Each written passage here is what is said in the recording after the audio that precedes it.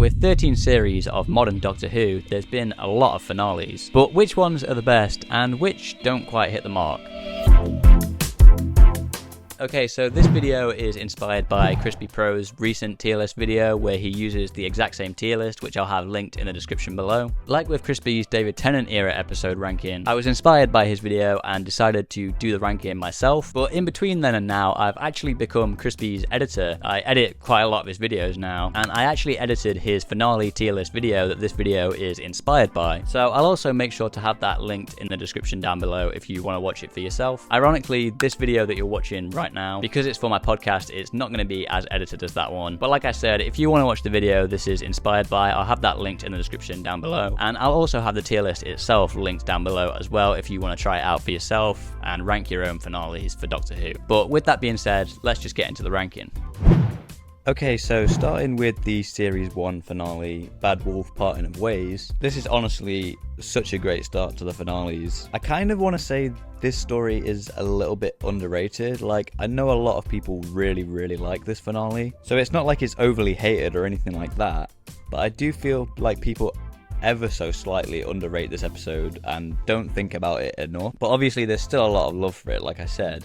Obviously, the episode Dalek really sets this up really well, because we see how terrified the Doctor is of just a single Dalek, just for it to then be revealed that there's actually so many of them, a whole fleet of them or whatever, in this episode, when the Doctor thinks it's only that one that was left. And so that just perfectly sets up the Daleks as these villains, especially if this is the first time people are watching Doctor Who and they haven't seen anything from Classic, and they only barely know what the Daleks are. I don't particularly remember much from like the first part of this story, because I know that's the one where there's the whole stuff with the TV shows, with like The Weakest Link and Big Brother and stuff like that. And I think that stuff's kind of fun and cool, but I think most of my fond memories from this story are from the second part, where it's more about facing off against the Daleks after they've all been set up to be behind the whole thing. I love the moment where, because the Doctor knows how dangerous the Daleks are, that he kind of tricks Rose into sending her back to Earth so that she doesn't have to be here for it, because he knows that she's probably going to die. And I love the fact that when she's back on Earth, it just kind of shows how she can't really go back to that mundane life after traveling with the Doctor, which I think is such a grounded thing in a show like this. Like, you can kind of put yourself in her shoes and imagine, like, if you were on adventures with the Doctor and all of a sudden he just dropped you back on Earth, or tricked you to go back on Earth, and you just go back to your mundane life eating like chips or whatever they're doing. And I think Billie Piper gives a great performance in that scene where they're in the fish and chip shop or wherever they are in the cafe, and all she can think about whilst Jackie and Mickey are trying to talk about normal things is trying to get back to the Doctor.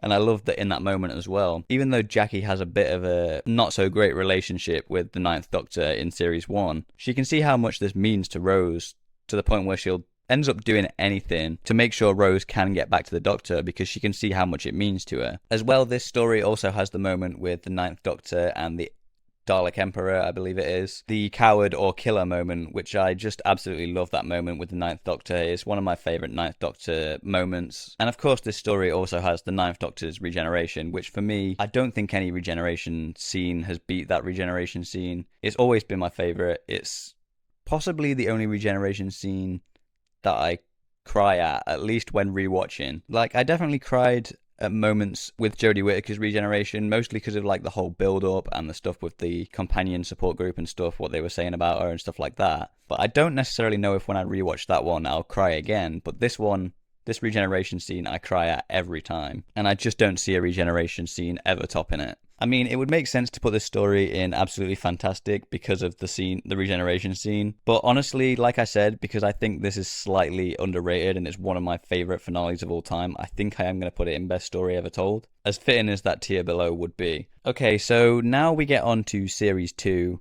one of the most famous Doctor Who finales of all time, with Army of Ghosts Doomsday. And I feel like I'm going to be a little bit controversial with this ranking of this finale, because I'm not the biggest fan of Series 2, mostly because of Rose Tyler in Series 2. I love Rose in Series 1, I think she's great, but for some reason I just cannot stand her in Series 2. And all of Series 2 is about her relationship with the Doctor and how they're like in love, and for me that just kind of makes Rose a little bit unbearable in this series. But for the finale itself, it's still pretty good. It's probably one of the best moments of Series 2, as much as I'm not the biggest fan of that series. So I don't necessarily hate this finale or anything, but it does kind of come with that baggage for me. Obviously, the moment where the Doomsday theme is actually playing and they're trapped in different parallel universes or different universes, where they're just kind of at the wall crying, it's a very iconic moment, and I do like that moment. I just wish I cared more about the relationship between these two characters, specifically Rose and Ten, not just Rose and the Doctor in general, obviously, because like I said, in Series 1, I really liked their relationship. But obviously that moment is still very iconic and I still really like it. And the same can be said about the moment on the beach. I still really like that scene. But like I said, I just don't think I enjoy this as much as most people because of my feelings for their relationship in Series 2 and Series 2 as a whole. So I honestly don't think I can put this higher than good, to be honest. Okay, so now we get on to Series 3, Last of the Time Lords, Sound of Drums, and I think I'm also going to include Utopia in this. I personally think that makes sense. Although it's very different from the last two parts and less connected, there is a connection there, and it is kind of like a setup for that whole finale. With that being said, I'm going to start talking about Utopia first, because I think it's just great how they set up this reveal of the Master returning. And Human Nature Family of Blood, my favourite story in Doctor Who ever, really plays a big part in this, because obviously it sets up the Fob Watch, and it sets it up as being this thing that allows Time Lords to basically completely become human, inhabit a human body, and lose all their memories of being a Time Lord. And so the fact that that was set up a couple episodes before Utopia just really helps land the reveal even more, because once Martha sees that Professor Yana has one of these Fob Watchers too, we're right there with her. We know exactly what this means, just like she does. And so the reveal hits us the same as it hits Martha in that moment, and I think that's just perfect setup. I do kind of wish we got more of Derek Jacobi's version of the Master, because I think he's great in that episode, and obviously we mostly only really see him as Professor Yana in there. But obviously John Sim is also great as the Master, at least in this finale, in this story. I do feel like, although he's still pretty good in The End of Time, he's not as good as he is here. And so he's obviously another great part of this story. And obviously the reveal for them getting back to Earth just for them to be too late and find out that the Master has literally assumed the position of Prime Minister in the UK is such a great move. And the build-up with the Vote Saxon posters throughout the whole series is such a great idea. It's a lot more of like a subtler version of Bad Wolf. Like, you really have to kind of notice it or have at least seen the posters in the background for it to click and for you to realise who it is. And the fact that the three main characters, the Doctor, Captain Jack and Martha, are like basically like fugitives on the run throughout this whole story is such a great idea. Very unique, and it's very cool to see them kind of on the back foot. And it really does make them feel like they're hopeless, and it's going to be really difficult for them to get out of this situation. And obviously, Freema Agyeman just absolutely shines in this episode, or in this story, because in the final episode, she's like the main character. Like, the Doctor is literally turned into this little like gremlin thing, this little goblin in a cage. So he's basically not in the last episode for the most part.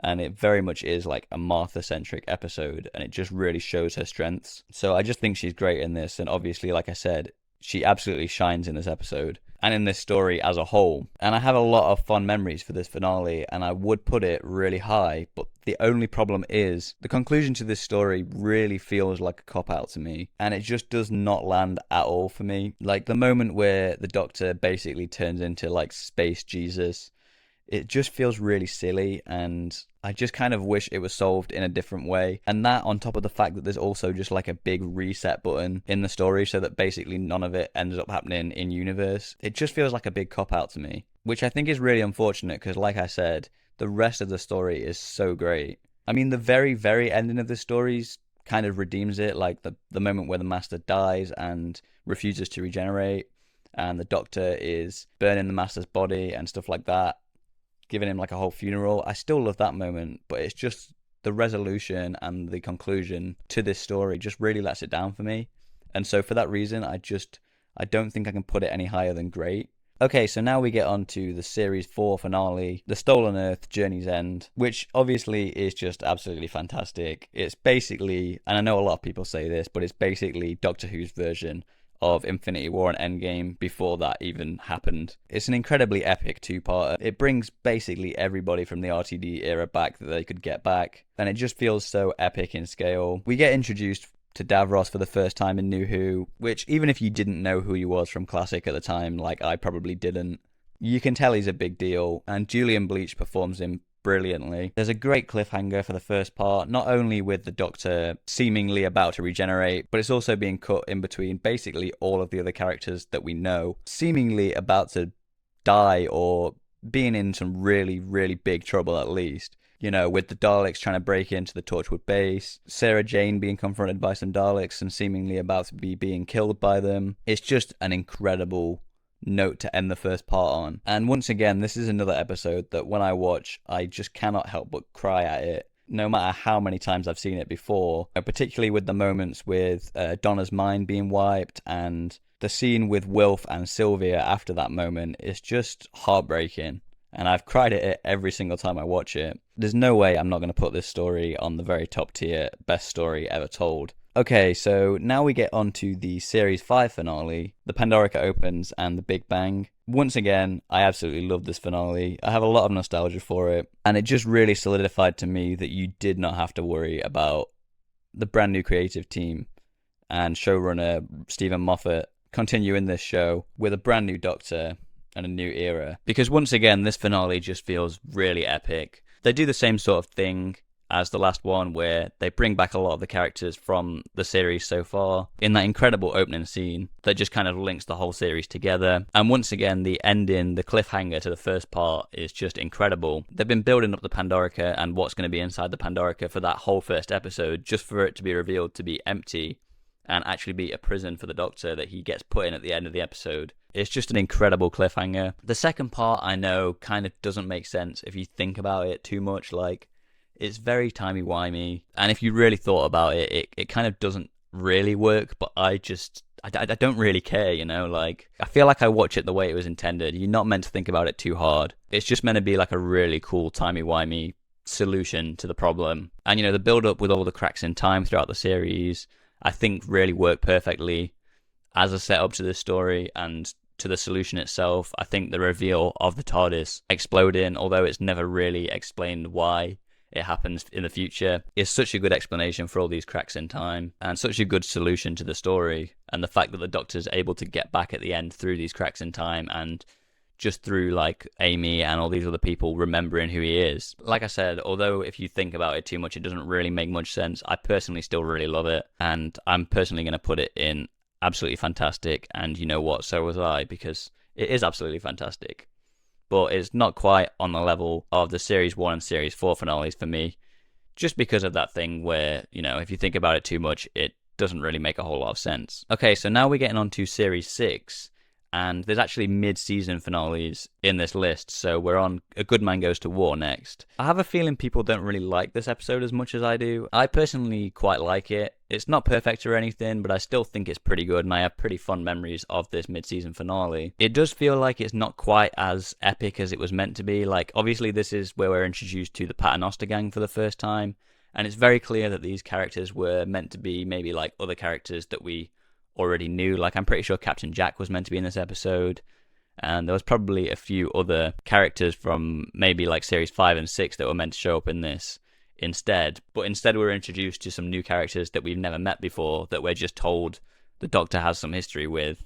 And, you know, don't get me wrong, I still quite like the Paternoster Gang, especially in these first few appearances that they're in. The fact that we don't know who they are, I mean, they could have even set them up in like the start of this series, and that would have been like a lot better. So that does kind of let it down a little bit. But I still quite like this story, this episode. It is a pretty good end to the middle of this season. And, you know, a mid-season finale in Doctor Who was quite a new thing at this time.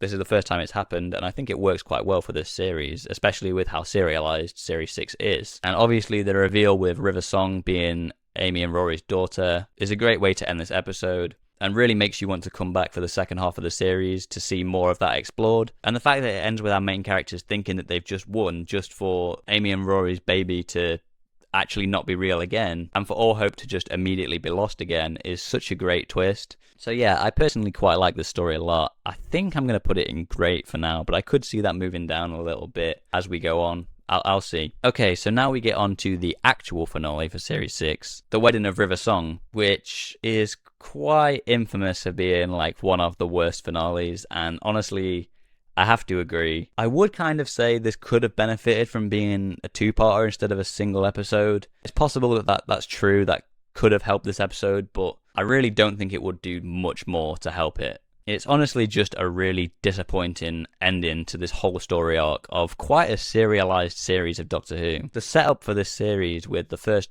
opening two-parter is so interesting and so intriguing, and you just really want to see how it's resolved. And I have a feeling that like Stephen Moffat came up with the idea for the setup of this series before he came up with the solution of what it would be like, and he just kind of had to think of a solution and didn't really know how to end it. That's kind of the way that this comes across to me. Like the whole thing with time being all messed up and having all these different things throughout time happening all at the same time, and time just not really being a thing in this episode because obviously the Doctor was meant to die, but Riversong doesn't kill him, I think is a very interesting idea, and I just think it's not explored enough. We're just kind of treated to that big establishing kind of scene where we see all of this happening, and then it's kind of not explored further at all. So that's definitely something that could have been improved by making this a two-parter. But everything else, like the actual resolution to the whole story arc, where River is convinced by the Doctor that she has to kill him to fix all this, I think that in itself is a great idea. You know, she wasn't meant to do that.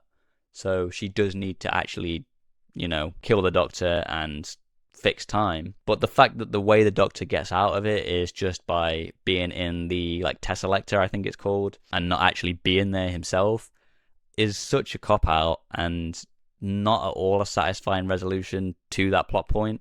And it doesn't even really make sense if you think about it. Like, I guess the Silents think that the Doctor's died, so that's the reason why it works, but I just feel like Moffat needed to put a little bit more thought into how he was going to wrap that story up before he did all the setup for it and wrote the actual start of the story, because it just doesn't land for me, and it really sours the whole rest of the series and the setup for me, to be honest. Now, with that being said, I don't think I want to put this right at the bottom of the tier list, so I think I'm going to put it in an active dislike instead of oh dear, to be honest. But that could change. Okay, so now we get to Series 7A's finale, or the mid-series finale of Series 7, Angels Take Manhattan. I think overall this story's fine. It's not one of the best Weeping Angel stories out there. In terms of it being a Weeping Angel story, it works just alright.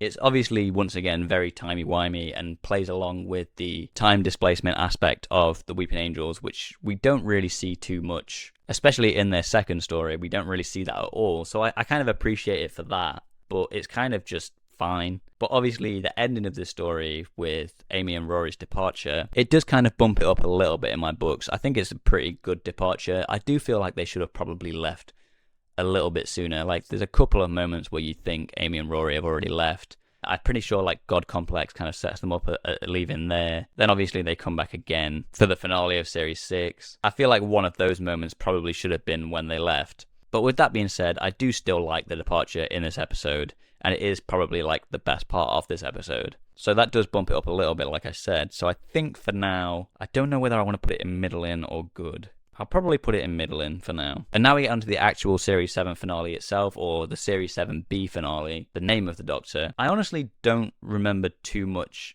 from this episode because I don't feel like a whole lot actually happens in it. Obviously, we get the resolution to Clara's Impossible Girl story arc, and I think that's a pretty solid explanation as to why she kept showing up throughout the Doctor's timeline and sometimes as a different person. So I like it for that reason. And obviously it means that after this point, Clara does actually get to become more of a character, because obviously I know kind of when she's in Series 7, her whole thing is just that she's kind of like a plot point and not really that much of a character, which I know a lot of people probably take more of an issue with that than I do, to be honest, but I can see that being a problem. For me personally, I kind of think it makes sense because that's kind of how the Doctor sees her, but I still think it would have been nice for her to feel more like a character in that series. But I can still also see why Moffat did it that way. But once again, like I said, not a whole lot besides that really happens in this episode. I like the setting of Trenzalore, and we obviously know this is meant to be where the Doctor dies and his resting place. The Whispermen look really great in this. They're quite scary villains, but I don't really remember what they were all about or what they do, so I don't really know. But obviously this episode nicely sets up the Day of the Doctor, introducing us to the War Doctor at the end. But that's also another point where this finale kind of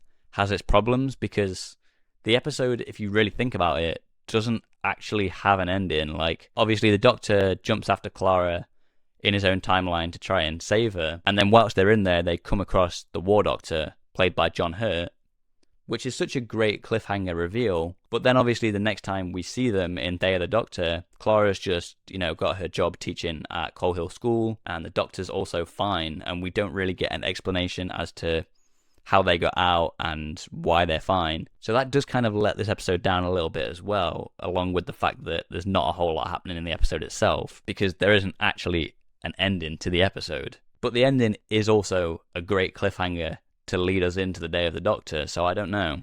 I'm kind of torn on that. But for that reason, I think I am going to put this also in middling, because I just honestly don't think I can put it much higher than that. Okay, so now we get on to Dark Water, Death in Heaven, which I think is a pretty fine finale. Obviously, it has the introduction of Missy, which I think is great. I think Michelle Gomez as Missy is one of the best versions of the Master we've ever got, especially later on when she becomes almost like a companion to the Doctor in quite a few other stories. And this is obviously her introduction, which I think is done really well, but I do think she is better in a lot of other stories. But the actual plot of this episode itself, I don't really know how I feel about it. It's a little bit controversial with the whole, people dying and them actually like being uploaded to like a database.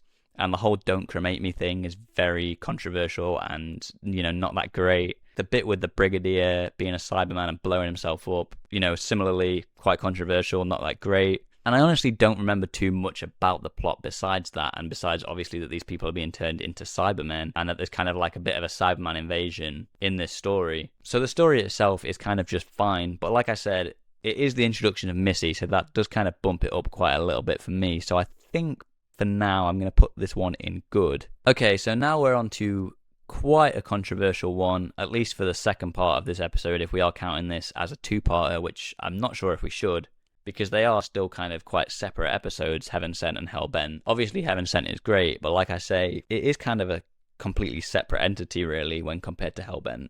So it's probably best to just talk about Hellbent in this, which, for me personally, if you know anything about me, you will know that I am actually quite a big Hellbent defender. Now, I don't think it's perfect or anything. There's definitely some things I would change about this episode, but I've never understood the hate for this episode. I don't know why it's basically considered as possibly, besides maybe like Orphan 55 and maybe Love and Monsters, the most hated episode of all time. Because I personally don't really mind it that much. Like I say, there are some things I would change about it. I did do a video about it a while ago of what I would change. And I could make another whole video about this episode and probably will in the future. So I won't talk about it too much here.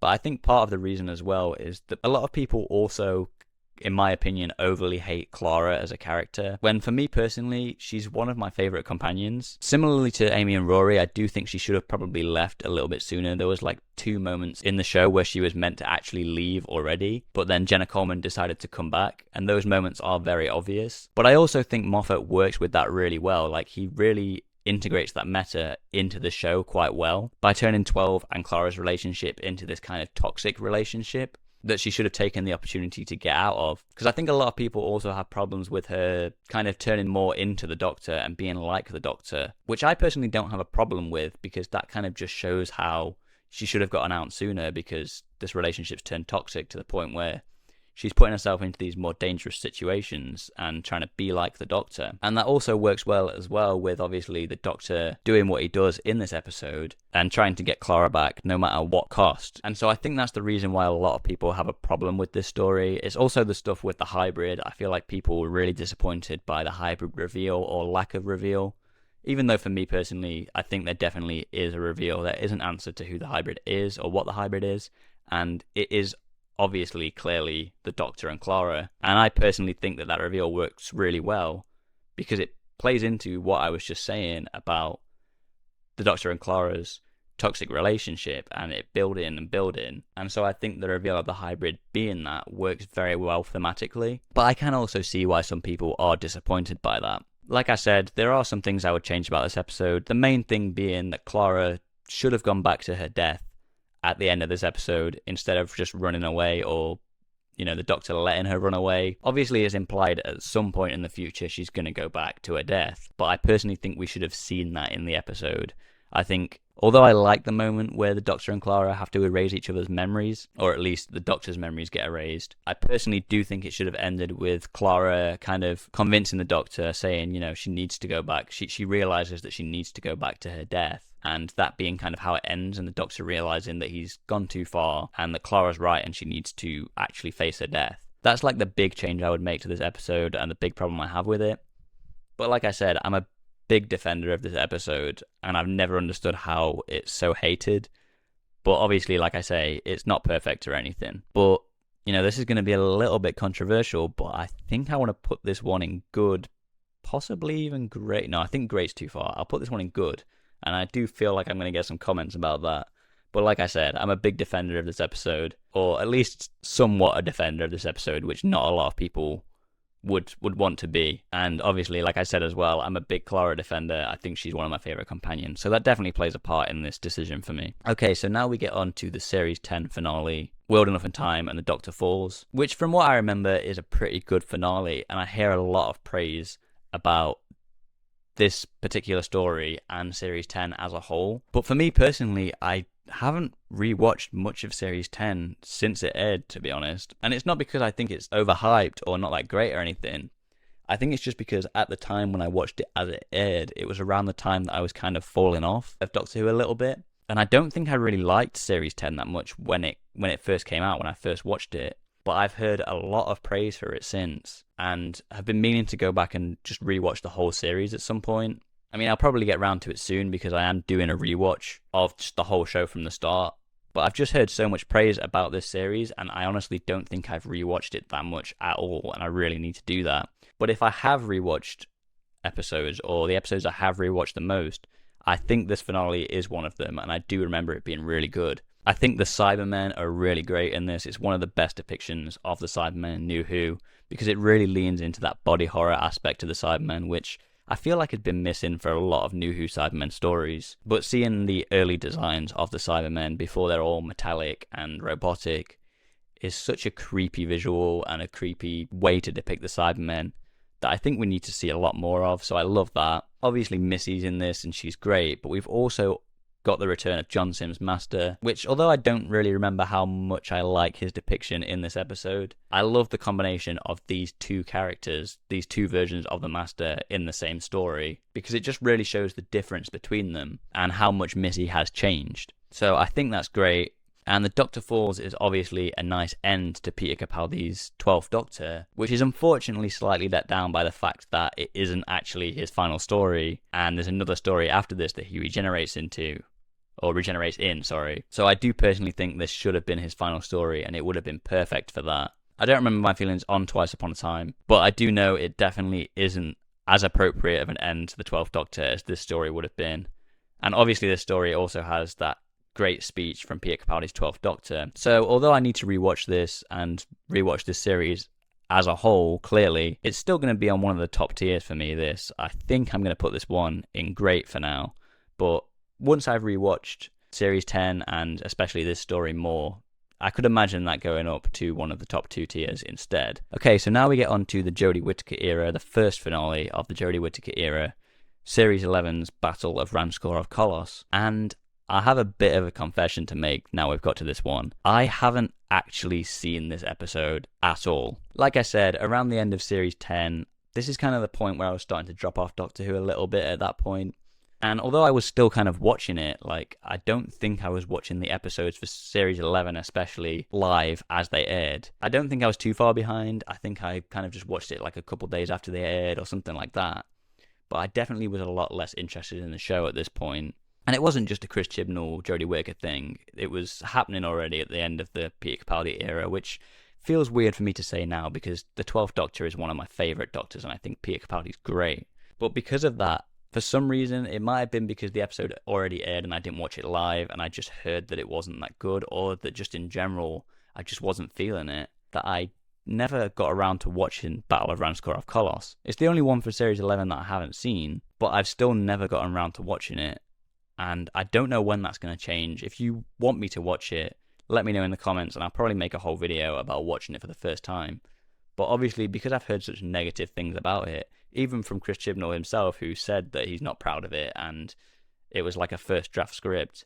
I've just never gotten around to watching it, and I don't know when that's going to change. So I don't know if it'd be fair. From what I've heard, I could probably put this in the bottom tier, but because I've not seen it, I probably shouldn't put it in a tier list at all, really, because that wouldn't really be fair because I've not seen it. So I'm just going to leave it where it is for now and leave you with that confession that I've never actually seen this episode. And like I said, if you want me to do a whole video about it, watching it for the first time, a sort of reaction video of sorts, but obviously quite heavily edited, so I'm not just watching the whole episode on YouTube, let me know if you'd like to see that. And I'll leave you with this now as well.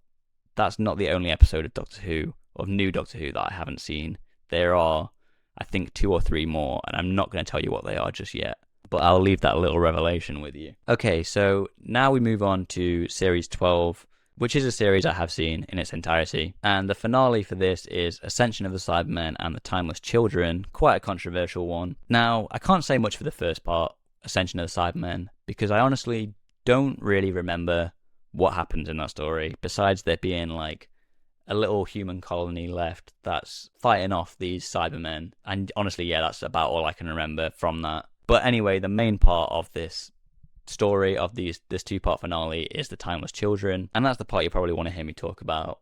And honestly, I don't think this story is that good. Obviously, the Timeless Child thing itself is a whole thing, like, that I don't necessarily agree should have happened. I'm not as bitter on it now as I probably was when it happened, but I'm also not that willing to defend it because, like I say, I don't think it should have happened, especially now knowing that Chris Chibnall did nothing with it after this reveal. Although I like that he decided to do that because it gave us the power of the Doctor instead of a finale related to this story, I still kind of find it a little bit disappointing that they decided to drop this reveal for pretty much no reason, because it never gets brought up or dealt with in the future. And the way it's revealed honestly isn't that satisfying either, because I feel like I probably heard somebody else describe it this way, but I can't remember who, if it was. But this episode just kind of feels like the Master giving the Doctor a PowerPoint presentation about how she's the Timeless Child, and she's the most special Time Lord in all of history, or responsible for the Time Lords existing in the first place. And that just doesn't sit right with me. Like, getting rid of the whole baggage of the Timeless Child itself and what that does to the canon, forget about all that. The episode itself is still very boring because of the way that that information is delivered to the audience. It's basically just the Doctor and the Master in a room. The Doctor's literally not able to move for the whole episode, and the Master's just kind of spouting exposition to her, and that's just very boring to me and not very interesting. And obviously that on top of the fact that I'm not the biggest fan of the Timeless Child reveal itself. And as well, this episode ends with a character coming in and basically just saying he's going to sacrifice his life to blow up, you know, all of Gallifrey or the room or whatever that the Master and the Cybermen are in. And the Doctor's just completely fine with it. You know, she, like, at first is like saying, you know, please don't do that, that's not a good idea. And then he's like, no, don't worry about it, it's fine. And she's just immediately like, oh, okay. And then she runs out and he sacrifices his life. But that's how the whole episode is kind of concluded and resolved. And I'm just not a big fan of that. It, once again, like a couple other things I've talked about in this tier list, feels a lot like a cop-out to me. And so, yeah, I'm not a big fan of this story, this finale. This isn't like a Chibnall hating thing. I'm not saying I hate the whole era as a whole. It is definitely my least favorite era. So don't take this the wrong way. But obviously this story itself, for me, is just not that great. So for that reason, I'm not going to put it in the lowest tier. I don't think it deserves to be in the lowest tier. And so I think I'm actually going to move up Wedding of River Song from active dislike to not good, because I do think that's better than this story. And I'm going to put the Timeless Children in the tier below it, which is active dislike. And now we move on to the Flux finale, the Vanquishers, which, spoiler alert, again, I don't like this episode either. Flux as a whole was kind of fine, kind of fun and interesting. It set up a whole lot, even right from the very first episode. And then the subsequent episodes kept adding even more things that needed to be resolved. And like half of those things aren't even resolved in this final episode, the Vanquishers. And the ones that are just not resolved in a satisfying way at all. And like the big thing for me, I'm pretty sure the way the Doctor stops the Flux is with the, I think he's called Passenger, the guy that can like store things inside of him. And it's kind of like, you can see the thought process of how that came about. You know, clearly Chibnall was like, we need something that can contain the Flux. to just resolve the whole Flux plot. And so he came up with this character because we had this character. He is introduced like at the start of the series, but until he needs to contain the Flux, he's not really used for anything at all. Like, he stores some people inside of him, but we don't really know what for or why he does it. And I think that's just because Chibnall was like, well, we need to show him doing something so that we can have him be the solution to the problem at the end. And it just doesn't really work for me. And then, like I say, a lot of the other plot points just don't even get resolved in this story. You know, even after that, the subsequent episodes don't mention at all how half the universe has been, like, devoured by the Flux or whatever. The Doctor doesn't, like, reverse it at the end of this story. So technically half the universe should still be destroyed, but it's just not mentioned. So I guess we assume that either it is, and that's just whatever, or that for some reason everything's been reset and we don't have an explanation as to why. So this is just a really disappointing finale and resolution to Flux, which, like I said, for the most part was pretty fun. Like, I have some problems with some of the episodes in it. I think episode 3, from what I remember, is a bit of a mess for me. And I don't remember the episode before this episode, The Vanquishers, being that great either. Like, even the first episode of Flux, I remember, although there was a lot happening, it felt fun at least. It felt entertaining,